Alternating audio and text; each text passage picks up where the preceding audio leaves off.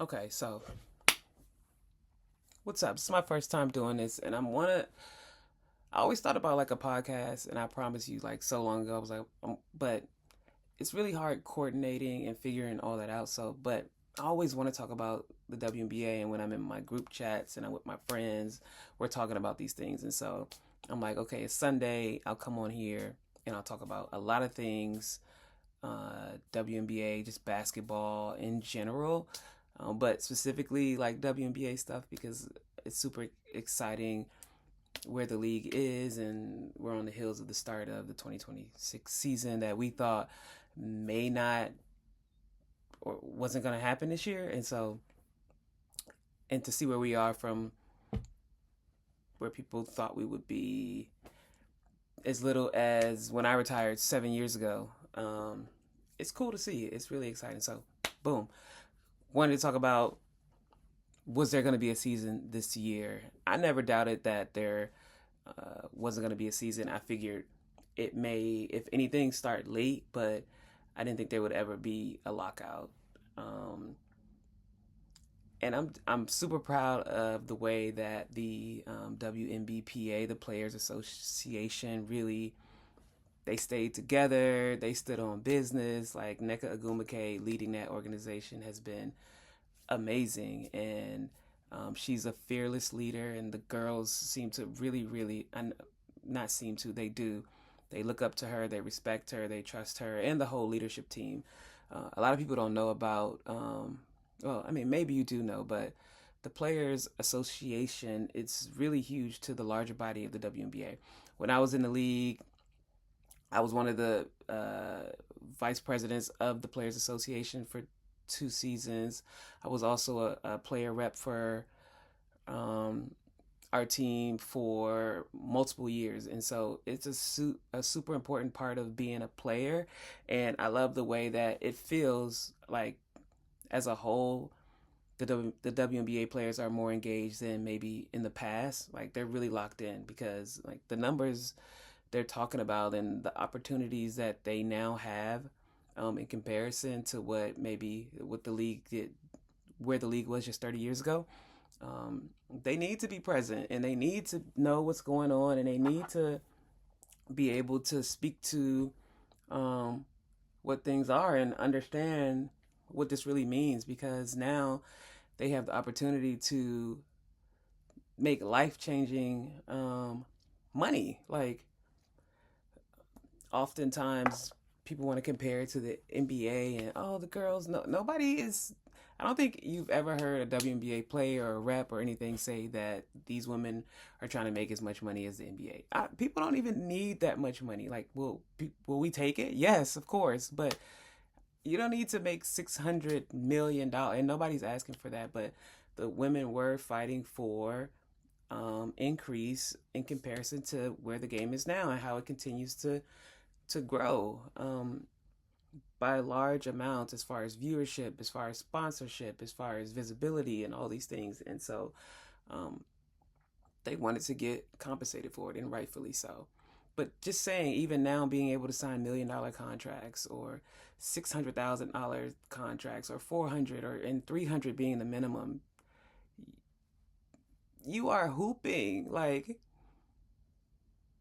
people hoop for free. Like, it's fun. It's fun. It's also a business, and now your craft needs to be your main focus. Like, you don't need another job, or you can. I mean, you don't need another job or hustle. I mean, you can do whatever you want to do with your time, but like now, when these salaries are going up, the expectation of level of play will also raise, and that's rightfully so. And not to say um, there was any type of bad product on the floor, because the girls have been hooping. It's been fun to watch. I mean, like our star players, Asia Wilson and Brianna Stewart and Sabrina Ionescu, and the Caitlin Clark and Angel Reese, and the veterans like, NECA, who leads the WNBPA. She's the president. Or Alicia Clark, who's been like a journeyman, who has a story from coming from a small school and not being known, and really not being in the WNBA in the beginning of her years, and to have won multiple championships, and is now one of the leaders in the Players Association. There's so many stories and storylines that can be talked about in the WNBA and what they've done and where they are. And so, um, on the other side, the WNBA is a business, and I want to have a whole nother time to talk about Kathy, the WNBA president, who there's been a lot of controversy. There's been a lot of conversation. There's a lot to talk about, but one thing you can say is that WNBA players are now signing $1 million contracts, and it was under the leadership on the W side by Kathy. So, and there's much to be said about how they got there and some of the, I guess, controversies, if that's what you want to call it.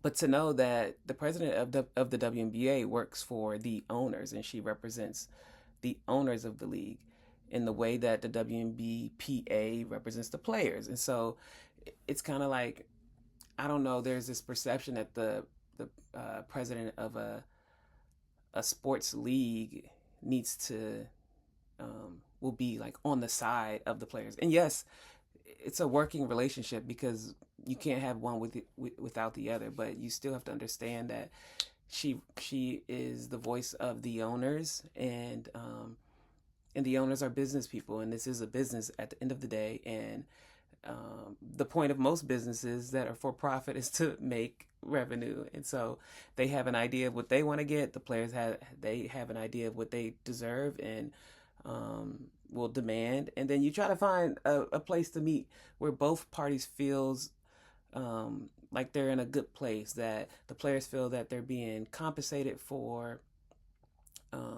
their work and their contribution and their growth of the league, and the owners are and the owners feel like their investment will give returns, and they believe, in the trajectory of the WNBA, because a lot of these owners have been invested since the beginning. There are new owners, there are future owners, and everybody sees the potential of the growth of the WNBA, but everybody's trying to get something. Nobody is just signing up for any of this for fun. It's because you love the game. Obviously, you love the sport. It's your passion, your dream. You want to play on the biggest stage, but also it's your livelihood. And the same goes for owners who are business people, and they're running an organization, a huge business with huge expectations, and they also are trying to get something out of it. And as fans, we want to watch these players. We have expectations of these players. We haven't gotten to this on the women's side about like resting and all this kind of some of the things that come with growth and money and expectations, but I think everybody is looking to have something out of this pie, and everybody wants to be satisfied. And so the good news is that the WNBA is back. The expansion drafts just happened maybe not too long ago, and so Toronto and Portland Fire, which I'm in Portland, which is cool to have a team here.